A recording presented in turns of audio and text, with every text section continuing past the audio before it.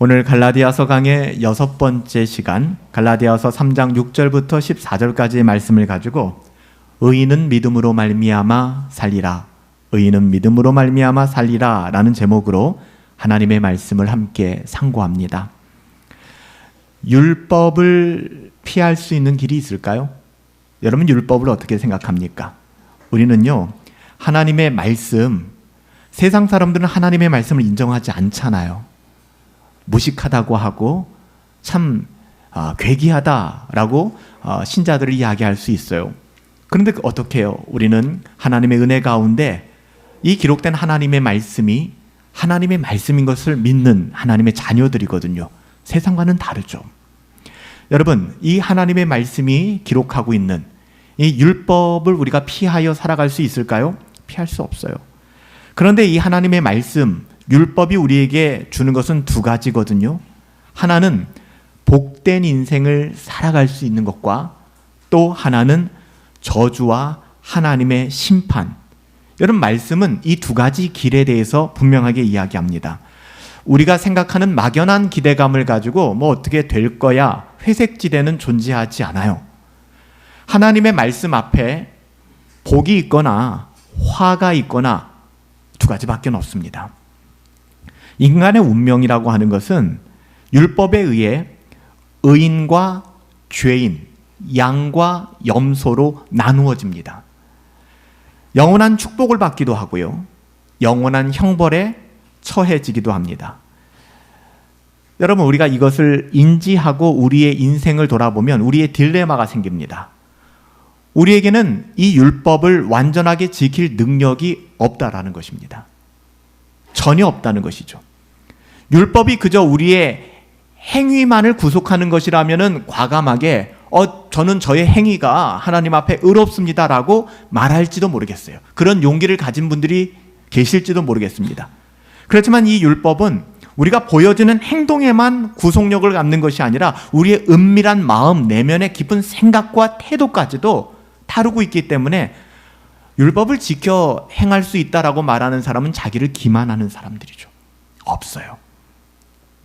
우리가 우리의 말과 행동 그리고 생각과 태도에서 율법을 완전하게 지키고 나는 의로워, 나는 죄와는 상관없어 라고 말하는 것은 불가능합니다. 그래서 우리 모두는 율법 앞에서 피할 수 없는 형벌 가운데 놓여 있는 사람들이에요. 이거는 변함이 없는 진리입니다. 저나 여러분들이나 우리 모두가 율법의 기준으로, 적어도 율법 앞에서 우리는 벌거벗은 것 같이 섰을 때에 하나님의 축복은 언간생신 꿈도 못 꾸는 거예요. 하나님의 축복이란 건 우리에게 가당치도 않은 말입니다. 그래서 사도 바울은 교회를 향하여, 갈라디아 교회에게 이렇게 피할 수 없는 율법의 심판 앞에서 우리에겐 그리스도 예수의 십자가를 믿는 믿음만이 유일한 소망이 된다, 너무나 당연한 이 메시지를 전하고 있는 거예요. 왜요? 교회가 오염되어서 이 진리를 떠나 예수 그리스도의 은혜의 복음 아닌 다른 무언가를 붙들었기 때문입니다. 우리가 구원받기 위해서 먼저 해결해야 될 게 있어요. 구원은 막연하게 이루어지는 것이 아닙니다. 우리가 구원받았다 하면 내가 어떻게 구원받았는지, 나에게 구원이란 어떤 의미가 있고 구원이 무엇인지에 대해서 우리는 알 수밖에 없어요. 우리가 구원을 받기 위해서 먼저 해결해야 될 것은 율법의 저주를 풀어야 되는 것입니다. 여러분, 율법의 저주를 풀지 않고 막연히 구원을 이야기하시는 분들은 그냥 흉내만 내는 거예요. 나 예수 믿고 구원받았어? 예수 천국 불신지옥 이런 얘기를 하지만 그 복음 가운데 담겨져 있는 의미는 전혀 알지 못하는 것이죠. 죄에 대한 각성도 없어요. 복음이 뭔지도 몰라요. 사도 바울은 한마디로 구원이라고 이야기를 하는데요, 하나님의 복을 받고 하나님의 저주를 피하는 거예요. 이게 원색적인 표현이에요. 하나님의 복을 받고 하나님의 저주를 피하는 것, 이게 구원이잖아요. 이게 오직 믿음으로만 가능하다고 하는 거예요. 여러분, 이것이 오늘 설교의 주제이고 오늘날 기독교, 특별히 개신교, 종교개혁적 가치의 회복이 바로 이것입니다. 이 기독교 신앙의 본질이에요. 우리가 하나님의 복을 받아 누리는 것은 결코 율법을 지켜 행함으로써는 불가능한 것입니다. 여러분, 하나님의 복을 받고 누리고 싶죠. 하나님의 자녀의 그 풍성한 삶을 누리고 싶죠. 하나님의 샬롬, 하나님의 평강을 누리고 하나님의 은혜를 누리면서 정말 그렇게 살고 싶죠. 여러분, 그런 삶을 사는 열쇠는 결국 율법을 행함으로 말미암지 않는다는 것입니다. 오직 믿음으로만 가능하다는 거예요. 율법은요, 우리들에게 지키지 못할 것을 강요합니다. 율법은 율법을 완전하게 지킬 것을 요구합니다. 이게 율법이에요. 그래서 율법은 우리가 율법과 복음 T4G에서도 많이 나눴잖아요. 기억하시는지 모르겠어요. 율법과 복음을 하나의 명제로 얘기할 때 율법은 어떤 패턴을 가지고 있다고 얘기했죠? If, then. 모든 문장이 그렇게 돼 있어요. 만약에 너희가 이렇게 하면 then 이런 결과가 있을 거야. 이게 율법의 요구입니다. 율법은 끊임없이 우리들에게 지킬 것을 요구하죠. 그거 지켜야 돼. 지키면 이렇게 될 거야. 너희들이 그거 지키지 않으면 이런 심판을 받게 될 거야. 이 율법입니다. 그렇지만 복음은 그렇지 않잖아요. Because of. 예수님 때문에 그 모든 율법의 조건과 저주가 다 풀려지게 된 거예요. 이게 복음이거든요. 율법은 우리들에게 이렇게 모든 것을 지킬 것을 요구합니다. 율법이라는 게 법이잖아요. 여러분, 우리에게도 지금 법이 있지 않습니까? 헌법도 있고 형사소송법도 있고 우리는 그 법 아래 놓여 있어요. 법이 있기 때문에 또 세상에 어느 정도의 안전을 유지하면서 살아갑니다. 여러분, 왜 법이 있습니까? 법은 너무나 간단한 거예요. 지키라고 있는 겁니다. 지키지 않으면 페널티를 받게 돼요. 형벌을 받게 됩니다. 율법도 법입니다. 본성상 율법은 강제력과 구속력을 가지고 있어요. 지키라는 의미입니다. 그런데 오늘 사도 바울은 구원에 관한 문제를 이야기하면서 율법을 또 이야기해요. 근데 율법을 전해준 모세를 이야기하는 게 아니라 우리의 구원을 이야기하면서, 그러니까 우리가 우리의 구원을 다루려면은 율법의 저주에서 우리가 어떻게 해방되었는가, 율법의 문제를 다루어야 되는데 율법의 요구를 어떻게 우리가 해결할 수 있는가, 이걸 다루어야 되는데 지금 바울은요, 우리의 구원, 우리의 석방, 우리의 죄 없음의 문제를 이야기하면서 율법을 이스라엘 백성들에게 전해준 모세에 대해서 이야기하지 않고요. 누구에 대해서 얘기합니까? 아브라함에 대해서 이야기해요. 우리가 오늘 본문 말씀을 보면서 여러분 이 정도를 생각할 수 있어야 돼요. 왜 우리의 구원을 이야기하며 율법의 요구에 대한 이야기를 하면서 모세를 이야기하지 않고 아브라함을 이야기할까? 그러니까 우리가 성경을 듬성듬성 보면 안 되는 것이죠. 여러분, 지금도 하마스와 이스라엘 또 가자 지구, 팔레스타인 지구 안에서 계속해서 이스라엘 사람들과 아랍 사람들의 충돌이 있지 않습니까? 여러분, 이것도 이스라엘 사람들의 정신 세계를 좀 이해할 필요가 있어요. 이건 전혀 성경적인 얘기가 아닙니다. 이걸 틈타서 많은 목회자들이 구약의 예언이 성취되었다. 그리고 이건 이렇게 될 것이다. 이건 거룩한 성전이다. 그리고 결국엔 이건 아마겟돈 전쟁으로 갈 것이고, 마치 지금의 이스라엘이 구약의 출애굽 과정에 있었던 이스라엘을 대표하는 것처럼 그렇게 푸는 목사님들이 계세요. 굉장히 그럴듯하고, 마치 우리가 수많은 거짓 선지자들, 지금도 있지 않습니까? 예언자들. 이런 사람들의 말이 종말이 언제 올 거야? 666 이런 표가 있어. 여기에 미혹되고 현혹되듯이 그게 굉장히 맛있어요. 입맛을 돋굽니다. 거기에 빠지거든요. 그렇게 보시면 안 돼요. 성경을 그렇게 보시면은 정말 잘못 보시는 겁니다. 성경을 세대주의적으로 봐서도 안 되고요. 하나님의 언약과 하나님의 약속 속에서 왜 이스라엘을 부르셨지? 그러니까 예를 들면 아브라함을 부르신 이유는 아브라함이 꽤 잘 살았기 때문에 부른 게 아니라고 말씀드렸잖아요. 아브라함은요, 이방신을 섬기는 제사장의 아들이었고요, 머리끝부터 발끝까지 우상숭배자였습니다. 그런 아브라함을 부르신 것은 너의 행위와 너의 그 어떠함은 아무 의미가 없다. 오직 하나님의 은혜가 아니고서는 그 영혼이 하나님의 자녀가 될 수 없음을 상징적으로 보여준 사건이에요. 그런데 이스라엘 사람들은 어떤 생각을 가졌는지 아세요? 지금의 이스라엘 사람들도 그들에게 정말 중요한 것은요, 그래서 미움을 받죠. 유대인들이. 하나님의 선택받은 구원받은 백성 아브라함의 자손이 누구냐? 이걸 묻는 겁니다. 물론 지금의 이스라엘 유대인들을 포함해서 모든 유대인들이 아브라함의 자손이 맞아요. 혈통적으로는요. 혈통적으로는 아브라함의 자손 맞습니다. 하지만 하나님께서 의도하신 아브라함의 자손이라는 이 말은 혈통적 유대인, 즉 혈통적인 의미를 얘기하는 게 아니에요. 그렇게 생각했기 때문에 그들은 예수님을 십자가에 못 박았어요. 유대인들이. 또 어떤 사람들은 그렇게 유대인들이 예수님을 십자가에 못 박았기 때문에 나라를 잃어버렸고 그렇게 지금 핍박을 받고 있다라고 또 해석하는 분들이 계세요. 여러분, 그렇게 짜맞춰서는 안 되는 것입니다. 혈통적 유대인들, 이스라엘 사람들은 자기들만 아브라함 자손이라고 생각했어요. 그래서 그들이 왜 사마리아 사람들을 싫어했죠? 그들은 혼혈족이었잖아요. 그러니까 혈통적으로 깨끗하지 않다는 거예요. 왜? 혈통적으로 깨끗해야 아브라함의 자손인데 그렇지 않다라고 생각한 것이죠. 그래서 이들은 오만하고 이기적인 선민 사상에 빠진 겁니다. 하나님이 나를 택했어. 나만 구원받아. 너희들은 쓰레기들이야. 너희들은 개와 같은 존재들이야. 우리는 달라. 뭐 이런 선민의식을 가진 거예요. 여러분, 이렇게 생각해서는 안 됩니다. 예수 믿는다는 게 이런 부적 하나 붙이는 일도 아니라는 것입니다. 그래서 그들이 가졌던 오해가 뭐냐? 할례를 중요시 여겼어요. 할례는 유대인들의 상징이었거든요. 갈라디아 교회에 들어와서 거짓 복음을 가르쳤던 유대주의자들도 예수 믿는 것으로 not enough, 충분하지 않다. 예수 믿는 거 필요해. 이게 함정이죠. 그러니까 그럴듯해요. 예수 믿어야 해. 그런데 겸하여 너 할례도 받아야 해. 이렇게 이야기했던 것이죠. 설령 예수를 믿어 그리스도인이 되었다 하여도 온전한 구원을 너희가 받기 위해서는 아브라함의 자손이 되어야 하는데 너희들이 아브라함의 자손, 우리 유대인으로 편입되려고 그러면 우리가 백보양보해서 할례 받아. 할례 받아. 그래야지 너희는 하나님의 자녀가 돼.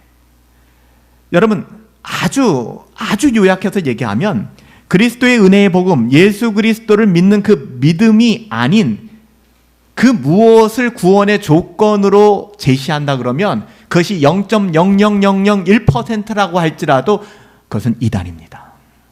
우린 오직 은혜, 그게 솔라 그라시아. 솔라, 이 라틴어로 솔라는 100%를 말하는 겁니다. 0.00001%도 불순물이 들어가면 솔라는 깨지는 겁니다. 솔라 그라시아. 오직 은혜로 우리는 하나님의 자녀가 되었어요. 그래서 갈라디아 교회 유대인의 그 잘못된 율법주의로 훼손된 복음을 회복하기 위하여 사도 바울은 창세기 15장 6절을 인용합니다. 여러분, 창세기 15장 6절 말씀 한번 보실까요? 함께 큰 목소리로 읽습니다. 시작. 아브라함이 여호와를 믿으니 여호와께서 이를 그의 의로 여기시고, 아직 이름이 아브람입니다. 하나님께서 아브라함의 이름을 아브라함으로 바꿔주시기 전입니다. 뭐라고 얘기해요? 아브람이 정말 죄송해요. 정말 자격도 안 되고 거지 쓰레기 같았던 한 인생. 정말 절대 불가능한 그 인생이에요. 아브람이. 그 인생이 해결되는 거예요. 뭐로? 하나님을 믿으니, 여호와를 믿으니. 어떻게 됐습니까?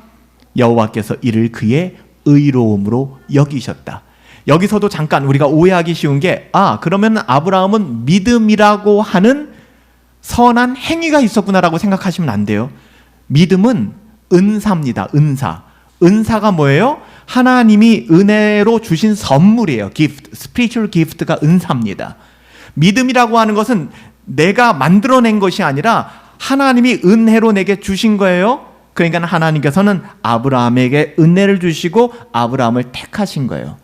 여러분, 사람을 함부로 판단하지 마세요. 우리가 해야 될 것은 누군가를 정죄하는 일이 아니라 그에게 은혜의 복음을 들려주는 통로가 되는 것입니다.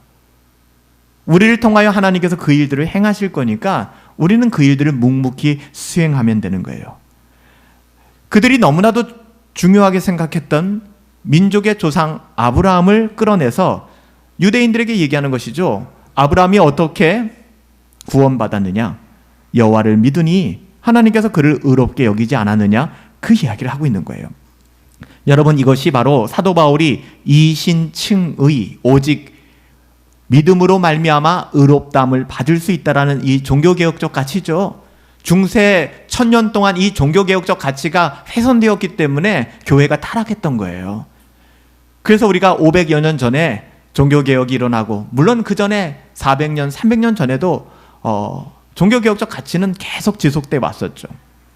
여기서 사도 바울이 강조하고 있는 건 뭡니까? 아브라함이라는 사람이 하나님께서 믿음을 주셔서 갖고 있었는데 그 믿음의 결과입니다. 하나님이 하나님을 믿는 그 믿음을 보셨다는 거예요. 다른 게 아니에요.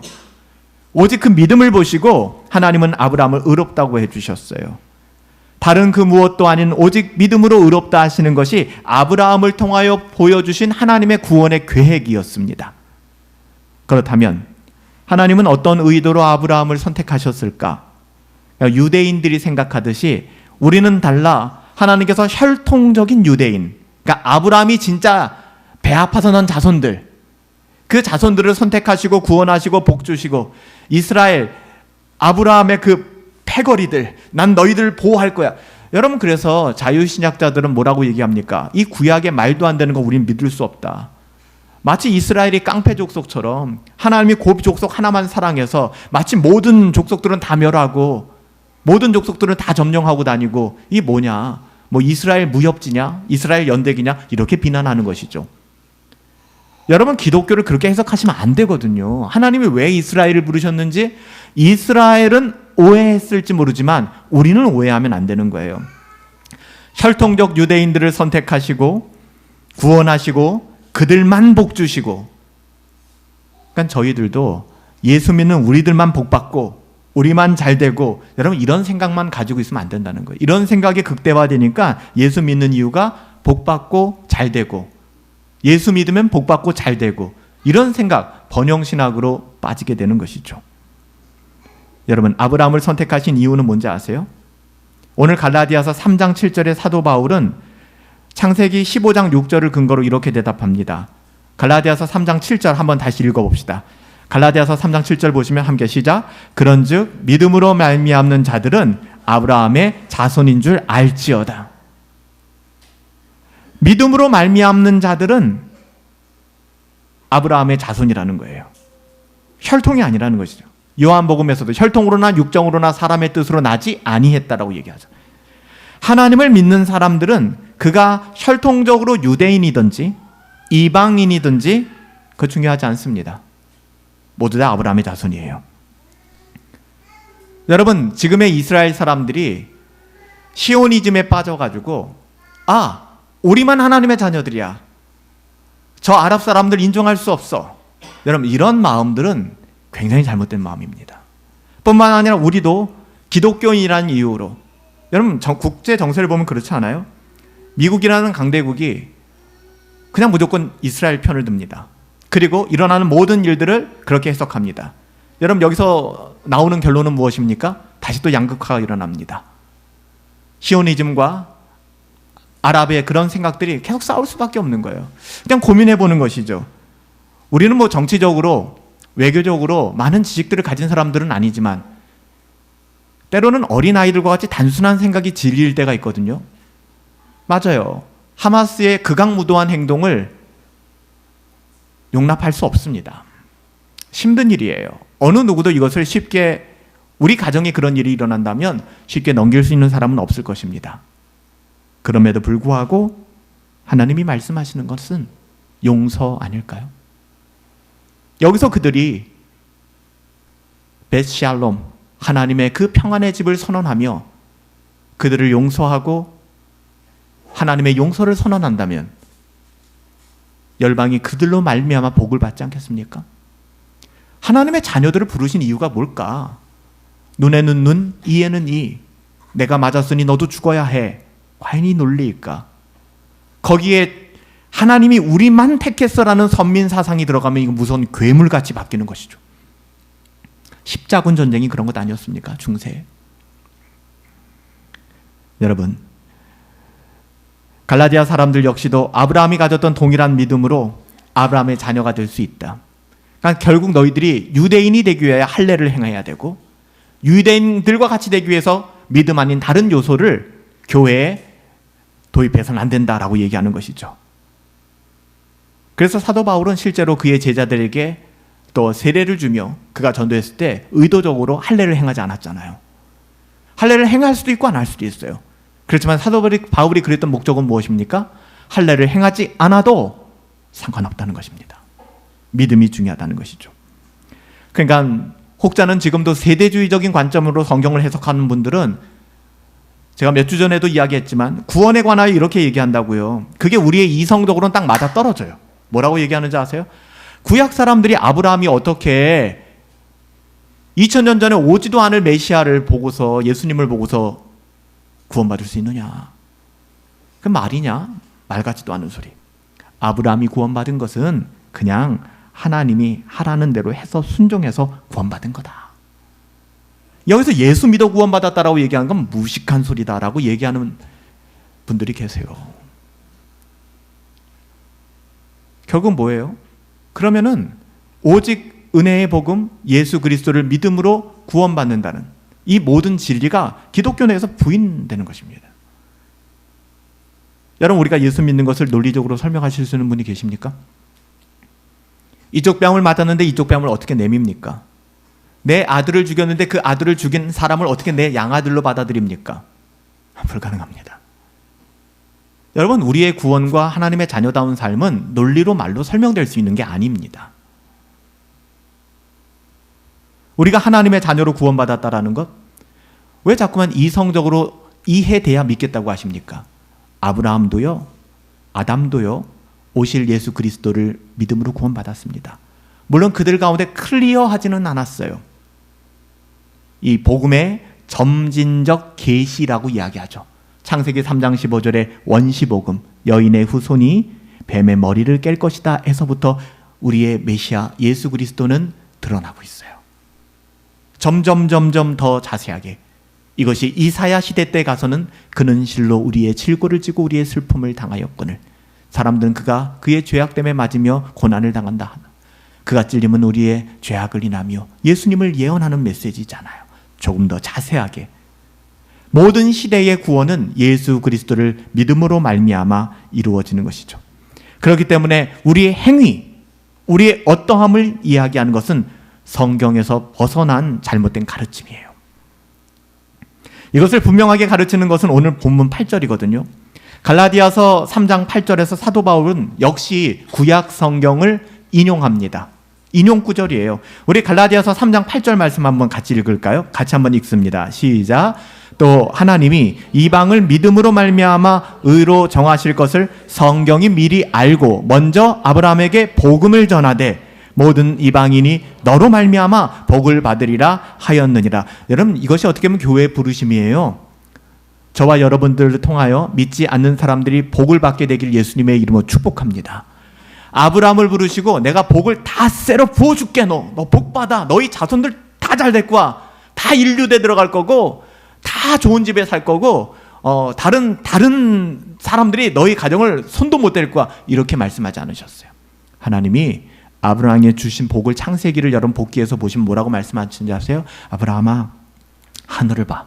하늘에 무수히 떠있는 별들과 바다의 무수한 모래들을 봐. 너희 자손이 그렇게 많게 될 거야. 실질적으로 아브라함이 그런 자손들을 가질 수 있을까요? 아브라함의 혈통의 자손을 얘기한 게 아니에요. 그리고 뭐라고 얘기하는지 아십니까? 아브라함아, 아브라함에게 주신 복이 이거예요. 아브라함아, 내가 하나님의 은혜로 복을 빌어주면 내가 그들에게 복을 빌어줄 거야. 아브라함아, 네가 가는 곳마다 하나님의 나라의 가치를 증거하는 곳마다 하나님의 나라가 세워지게 될 거야. 그게 내가 내게 주는 복이야 라고 말씀하셨어요. 여러분, 우리가 누리는 복은 그런 거예요. 자꾸만 내 안에 어떤 것만 가지고 생각해서는 안 돼요. 그래서 하나님께서 말도 안 되는 이방 사람 한 사람 아브라함을 택하셔서 그에게 복음을 전해준 겁니다. 너 이제는 그렇게 살지 마. 하나님의 자녀다운 삶을 보여줄게. 근데 그 자손들이 오해하는 거죠. 유대인들이. 여러분, 이것은 창세기 12장을 나중에 좀 읽어보시면 또 18장, 22장 읽어보시면 그 논지를 우리가 확인해 볼 수 있습니다. 하나님께서 이방인을 믿음으로 말미암아 의롭다고 하셨다는 것입니다. 하나님께서는 이방 사람들을 믿음으로 말미암아 하나님께서는 아브라함에게 복음을 전하셨다라고 말씀합니다. 여러분, 그 내용이 중요합니다. 여러분, 모든 이방이 너로 인하여 복을 얻을 것이다. 여러분, 이것이 복음이에요. 여러분, 복음이 뭐라고 생각하세요? 그러니까 하나님께서 아브라함을 선택하신 이유는 그저 혈통적인 후손인 유대인만 구원할게, 이건 진짜 말도 안 되는 거죠. 혈통적으로 너희들만 내 사람이야. 아브라함을 통하여 이 땅의 모든 족속이 구원의 축복을 얻게 하시려고 아브라함을 택하신 것이지, 아브라함의 육체적인 혈통만을 구원하시고, 그러니까 이스라엘만 구원받았어, 이게 아니라는 것입니다. 그런데 유대인들은 이런 하나님의 부르심을 엉뚱하게 오해해서 자기들만 특별하다는 선민 사상, 나는 특별해. 혹시 지금도 그런 특별한 선민 사상에 빠져서 잘못된 신앙생활을 하고 계시진 않습니까? 정작 우리가 어떻게 살아가야 되는지는 고민하지 않고, 우리는 축복의 통로로 살아가야 하는데, 고작 예수 믿고 나는 구원받고 천국 갈 거야, 그리고 나는 천국의 그 보화 금면류관 쓰고 살 거야, 너희들은 저주받아 마땅해, 이런 태도로 살아간다면 여러분, 우리 역시 유대인들과 별반 다를 것이 없는 사람들이죠. 성경은 누가 아브라함의 자손인가에 대한 결론을 9절에서 분명히 보여줍니다. 9절 말씀 다시 한번 봅시다. 9절 말씀 함께 읽을까요? 시작. 그러므로 믿음으로 말미암는 자는 믿음이 있는 아브라함과 함께 복을 받느니라. 그러니까 아브라함의 후손은 아브라함과 동일하게 여호와 하나님을 믿는 믿음이 있는 사람들이 바로 아브라함의 자손이라는 게 선명하잖아요. 그렇죠? 우리는 구원을 받는 이 사건이 내가 반듯하게 율법을 지키고 내가 정말 정결하게 살아갔기 때문에, 그러니까 우리가 율법을 지키고 정결하게 살아가야 하지만 그것이 구원의 조건이 될 수는 없다는 이야기를 하는 거예요. 오직 믿음으로 우리는 구원받았구나. 여기서 우리가 또 해결해야 될 게 하나 있어요. 그게 뭐냐 하면은 율법을 통한 축복뿐만 아니라 율법이 가져오는 저주인데요. 우리는 그 저주 아래에 있다고 했으니까. 사실 저주야말로 율법이 불갑을 가져올 수 없는, 피할 수 없는 문제입니다. 그래서 예수님 당시의 유대 회당에서는요, 그러니까 유대인의 회당에서는 법도 집행했고 모든 것을 다 병행했거든요. 교육도 했고, 그 회당에서는 율법을 범한 자를 데리고 와서 율법을 범한 자에게 40에 하나 감한 39대의 태장을 때렸다고 합니다. 이건 제가 전에도 설명드렸죠. 근데 이 태장을 때릴 때 어떻게 했냐면은 이 형벌을 받는 사람들이 그냥 신음소리만 내고 견뎌내는 것이 아니라 신명기 27장에 있는 율법을 지키지 않을 때 찾아오는 저주의 그 메시지를 큰 소리로 고백했어야만 합니다. 그런 규정이 있었어요. 그러니까 율법을 범해서 40에 하나 감한 매를 맞으며 고통을 받는데 그냥 끝나는 게 아니라 자기의 입술로 율법의 저주가 가져오는 그것을 고백해야 했다는 거죠. 신명기 27장 말씀을. 사도 바울은 이런 매를 5번이나 맞았어요. 그러니까 율법이 내리는 형벌의 고통이 무엇인가를 너무나도 잘 알고 있었습니다. 여러분, 오늘 10절 말씀, 본문의 10절 말씀이 바로 이 태장을 맞을 때 죄인들이 고백했던 신명기 27장의 본문을 사도 바울이 인용한 거예요. 여러분, 갈라디아서 3장 10절 말씀 한번 같이 읽읍시다. 시작. 무릇 율법의 행위에 속한 자들은 저주 아래 있나니 기록된 바, 어디에 기록됐다는 거예요? 신명기 27장이에요. 기록된 바 누구든지 율법 책에 기록된 대로 온갖 일을 행하지 아니하는 자는 저주 아래 있는 자라 하였습니다. 그러니까는 태장을 맞으면서 율법책에 기록된 대로 온갖 일을 항상 행하지 아니하였기 때문에 저는 지금 고난을 당하고 있습니다 라고 선언하게 만들었다는 것입니다.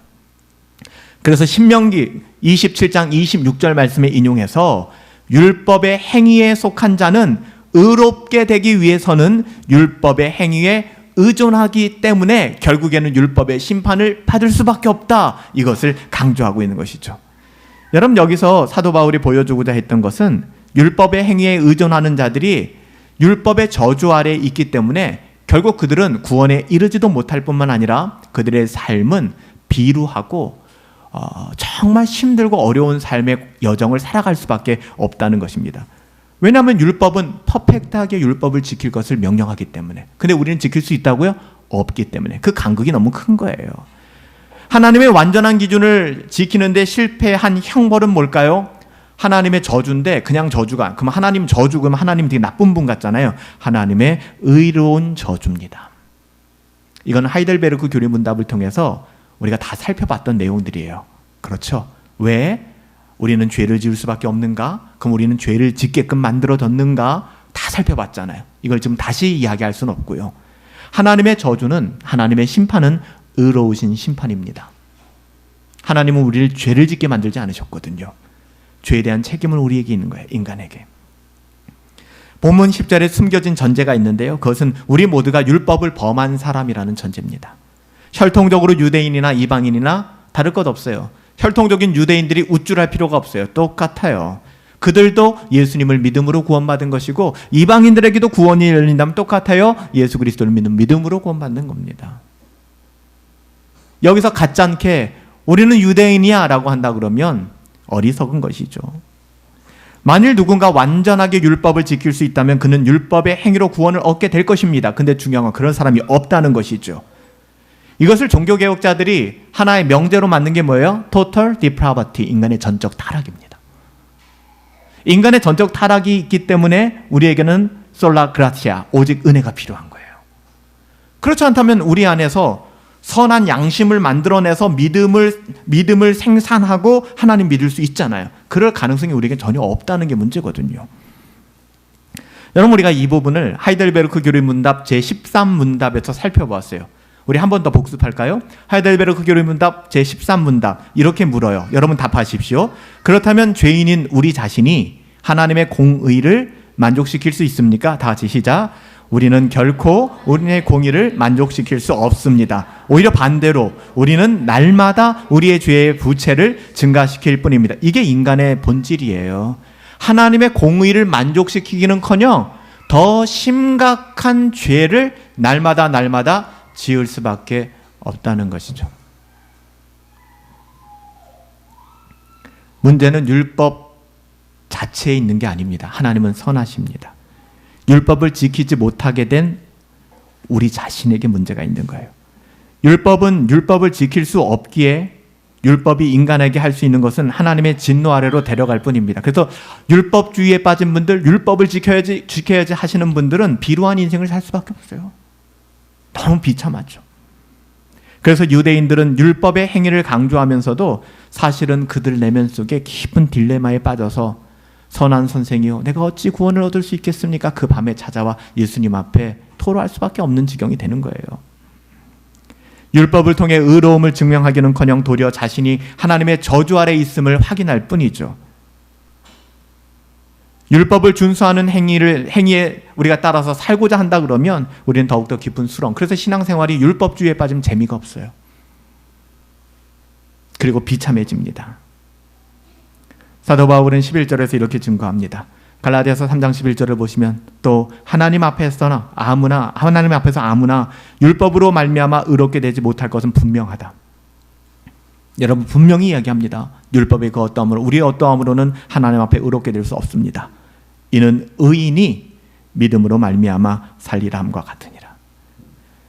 여러분, 이거 하박국 선지자의 고백이잖아요. 우리 하박국서 2장 4절 말씀을 인용한 건데요. 우리 한번 하박국서 2장 4절 말씀 한번 읽어봅시다. 같이 읽습니다. 시작. 보라, 그의 마음은 교만하며 그 속에 정직하지 못하나 의인은 그의 믿음으로 말미암아 살리라. 사도 바울이 지금 하박국 선지자의 메시지를 가져다가 오직 의인은 믿음으로 말미암아 산다. 율법주의가 팽배하고 자신의 그 어떠함으로 구원을 증명하려는 사람들에게 우리의 구원은 그렇게 될 수 없어 라고 얘기하는 것이죠. 여러분, 의인은 믿음으로 말미암아 산다는 것, 구원의 필요 충분 조건이 있는데요, 믿음입니다. 믿음이면 끝이에요. 결코 우리의 행위로 말미암는 것 아닙니다. 조건, 율법은 조건이잖아요. if, then, 없어요. 파기된 것입니다. 성취된 것이죠. 구원의 조건으로 율법과 복음은 결코 섞일 수가 없습니다. 여러분, 구원의 조건으로 율법과 복음은 섞일 수가 없어요. 그래서 갈라디아서 3장 12절에 이렇게 얘기하는 거예요. 율법은 믿음에서 난 것이 아니다. 아예 태생이 다르다. 이를 행하는 자는 그 율법 가운데 살아가게 될 것이다. 즉 율법의 지배를 받고 살아가게 될 것이다. 그렇지만 그리스도 예수 안에 있는 자에게는 율법 아래서 하는 것이 아니라 은혜 안에서 살아가게 되는 것이죠. 여러분, 이 말씀 역시 율법은 믿음에서 난 것이 아니라 이를 행하는 자는 그의 율법 아래서 사는 저주 아래 살아가는 것이다. 이 말씀은 레위기서 18장 5절 말씀을 인용한 거예요. 레위기서 18장 5절 말씀 한번 읽습니다. 함께 읽을까요? 너희는 내 규례와 법도를 지켜라. 사람이 이를 행하면 그로 말미암아 살리라. 나는 여호와니라. 이게 무슨 말이에요? 사람이 내 규례와 법도를 지키지 아니하면 살 수 없다는 것을 내포한 이야기입니다. 율법을 완전히 지킬 수 있다면 그는 의로워요. 그럴 수 있는 자는 아무도 없기 때문에 우리에게는 그것이 불가능한 것이죠. 그래서 율법은 우리에게 저주를 보장할 뿐입니다. 그래서 우리에게는 율법의 저주가 아닌 예수 그리스도께 대한 믿음, 우리는 믿음으로 말미암아 살아가는 거예요. 그렇다면 십자가에 달리신 그리스도께서 어떻게 죄인의 구주가 되셨을까? 여러분 예수님을 믿으세요? 여러분 세상 사람들한테, 저도 청년 시절에 이렇게 논증하다 보면 이런 얘기를 참 많이 하시거든요. 예수가, 네가 말하는 예수가, 인간 예수가 정말 그리스도가 맞고 그가 하나님의 아들이라면 그가 왜 십자가에서 죽었냐는 것이죠. 여러분, 우리가 때로는 무시당하고 짓밟히고 고난받을 때 인내하고 참고 그것을 감내해내는 것은 저항할 수 없는 힘이 없기 때문이 아니에요. 우리 가운데 믿음이 있기 때문입니다. 예수님이 왜 십자가에서 죽으셨어? 라고 얘기하는 것이죠. 여러분, 본문 13절에 하반절에서 사도 바울은 다시 신명기 21장 23절을 인용하는데요. 갈라디아서 3장 13절 말씀 보세요. 이렇게 말합니다. 그리스도께서 우리를 위하여 저주를 받은 바 되사. 그러니까 그리스도가 저주를 받았다는 거예요. 율법의 저주에서 우리를 속량하셨으니 기록된 바, 이건 구약 성경 신명기서 21장을 인용한 겁니다. 기록된 바 나무에 달린 자마다 저주 아래 있는 자라 하였습니다. 그러니까 이런 논리를 피는 거죠. 예수가 하나님의 아들이고 하나님이라면 그가 어떻게 나무에 달려 저주를 받을 수 있느냐. 하나님이신데 여러분 여기에 은혜가 있는 것을 못 깨닫는 것이죠. 여러분 구약시대 때는 저주를 받은 자를 나무에 매달았는데요. 그 시체를 해가 지기 전까지 나무에 매달았습니다. 그러면 나무에 매달렸다고 하는 것은 하나님의 저주를 받았다는 것인데 이렇게 묻는 것이죠. 구원자가 저주를 받아? 그게 말이 돼? 하지만 신명기서 21장 23절에서 율법의 저주에 관한 이 말씀이 후일에 누구에게 적용되는 거예요? 그리스도 예수께. 누구의 죄 때문에? 누구의 저주 때문에? 나의 저주 때문에. 여러분 이것은 우리의 지성과 이성으로는 범접할 수가 없습니다. 근접 불가능. 하나님이 택하신 하나님의 자녀들에게는 이것을 깨닫게 하시는 거예요.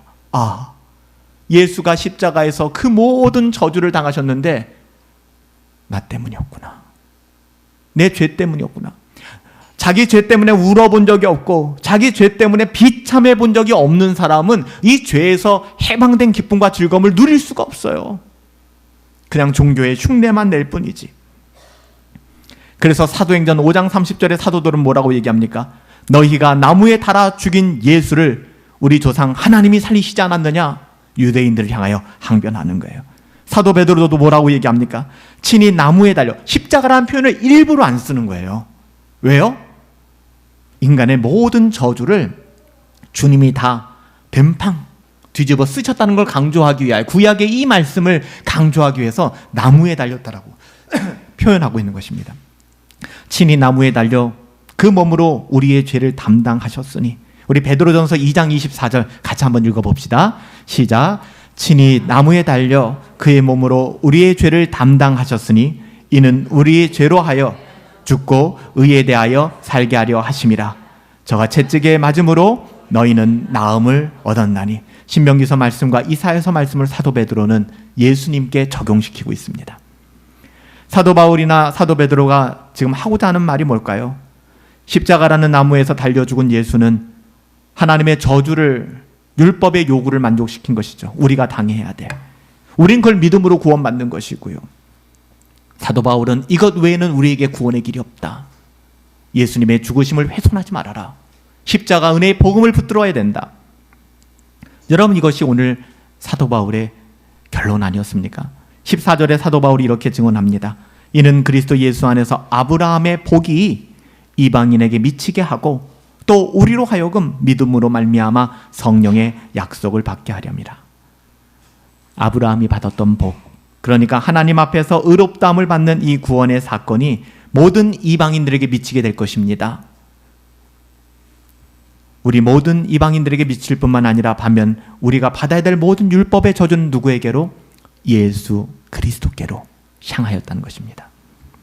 사랑하는 성도 여러분, 우리가 예수님을 믿지 않는다면 구원 얻는 믿음이 무엇인지도 알지 못하고 구원 없는 믿음이 정말 우리 가운데 없다면, 우리가 아무리 교회를 열심히 다닌다 하여도, 세례를 받았다 하여도, 교회에서 직분을 받아 섬긴다 하여도 그것은 소리나는 구리와 울리는 꽹과리가 될 뿐입니다. 우리가 예수님을 믿고 의지하지 않는다면 어느 누구도 아브라함의 자손이 될 수 없어요. 구원받은 하나님의 자녀의 증표는 믿음인 것이지, 교회에 다니는가, 열심히 봉사하는가, 우리의 그 어떤 행위, 어떠한 태도, 그것이 결정할 수 없다는 것이죠. 그런 것이 무의미하다는 게 아니라 그것은 구원받은 자의 열매인 것이지 구원의 조건이 되지 못한다는 거예요. 구원받은 성도는 오직 아브라함처럼 믿음으로 반응합니다. 우리를 대신하여 십자가에서 저주받으시고 우리를 구원하여 주신 예수 그리스도, 그 예수 그리스도를 믿음으로 구원의 은혜를 누리시고 구원의 은혜를 전하시며 살아갈 수 있게 되기를 예수님의 이름으로 축복합니다. 살아계신 아버지 하나님, 우리는 예수님을 믿습니다. 단순하게 예수 믿는다 하지만 그 의미가 무엇인지, 나는 구원받았다 하지만 우리는 어떤 과정을 통하여 어떤 근거로 구원받았는지조차 알지 못하고 그저 듣고 본 대로 흉내내면서 종교생활한다 그러면 우리가 어찌 아브라함의 자손이요 구원받은 하나님의 자녀라 할 수 있겠습니까? 다시 한번 우리의 신앙을 점검하게 하시고 퇴색되고 무너진 오늘날의 우리들의 신앙이 은혜의 복음 앞에 오직 믿음으로 의롭다 되심을 믿고 순종하며 이 은혜의 복음을 만나는 모든 사람들에게 흘려보낼 수 있도록 우리에게 은혜 더하여 주시옵소서. 존귀하신 예수님의 이름으로 기도합니다. 아멘. 우리 하나님 앞에 준비하신 연보 헌상하여 올려드리십시다. 화려하진 않지만 정결하게, 가진 것 별로 없지만 함께 나누며 살길 원합니다. 우리 연보 찬양하며 하나님께 헌상합니다.